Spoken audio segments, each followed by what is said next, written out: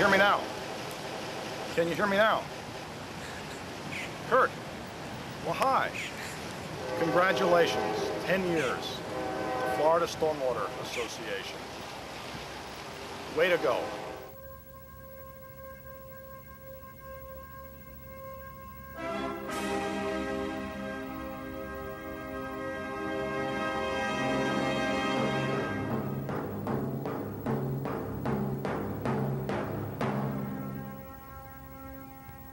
In the beginning, stormwater management was a formless void without purpose, goals, or objectives. And the great environmental administrator in the sky said, "These poor souls need help and guidance. They need someone to tell them how they should be doing things about water quality. They need help to craft their local ordinances, policies, and regulations. And they also need to know how to get dressed in the morning. Is it a sock and a sock and a shoe and a shoe? Or a sock and a shoe and a sock and a shoe?"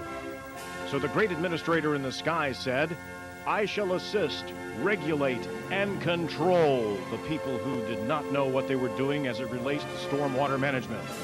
I will help them to create a system of policies and regulations." The new system was collectively known as the rules.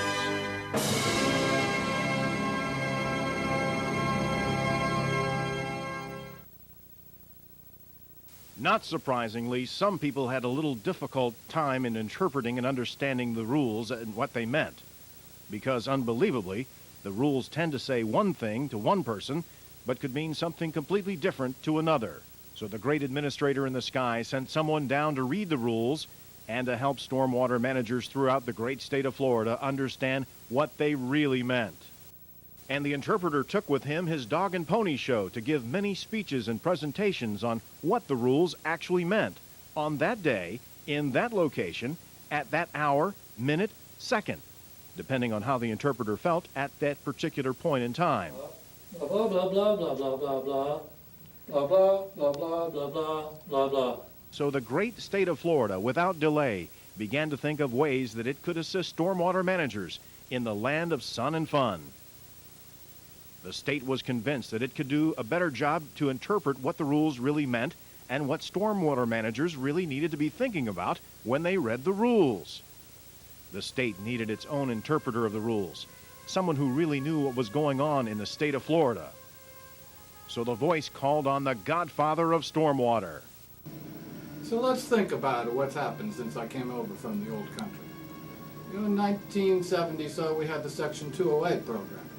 We started dealing with non-point sources. Then that led to Florida's stormwater regulations and treatment program.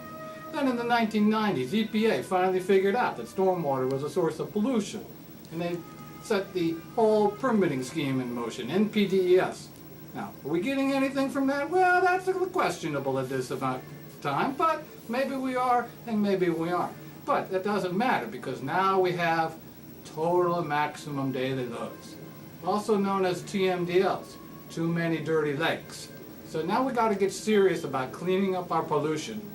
And if we don't, what's going to happen? Well, you're going to wake up one day with fish heads in your bed. But the journey did not end there. While progress was made, there was not enough of the Godfather to go around, so the voice in the sky called out to 6 visionaries to join forces to form a group of professionals to interpret the rules of stormwater. The Fantastic Five include William Chamberlain, Emery Swearingen, John Buss, Krishna Krishnamurthy, and Dorian Valdez. When the association was being considered, many of us felt local governments, stormwater managers needed better advocacy for education, for information sharing, and for legislative funding. How was the association formed? Well, my first impression was I can't remember how it was formed or why it was formed. You know, when I try to think back about, personally what my motivations were in trying to formulate such a group, it really was just a political action group as far as I was concerned. But I do remember meeting down in Orlando, so I'm sure Bill Chamberlain was one of them. And I remember Emery Swearingen from Gainesville was there, and Dorian Valdez from down in Miami, Krishna from from Orange County.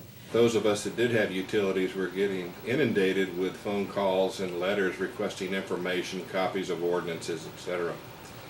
And I, for one, was interested in starting an organization that could begin to be an information clearinghouse so that I would have time to do my normal job.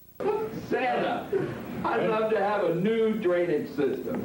Really, Eric was the impetus to start this organization.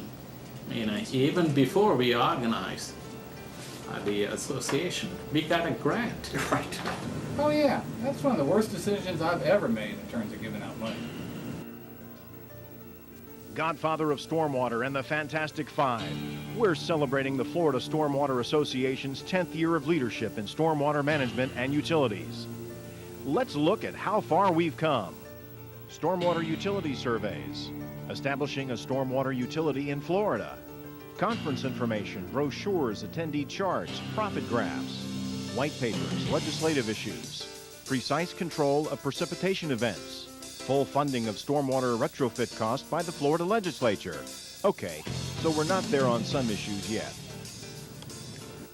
As the association and its members look ahead for the next 10 years, the association can be a very strong instrument in helping the federal government through EPA, the state government through DEP, the water management districts achieve many of our water quality objectives.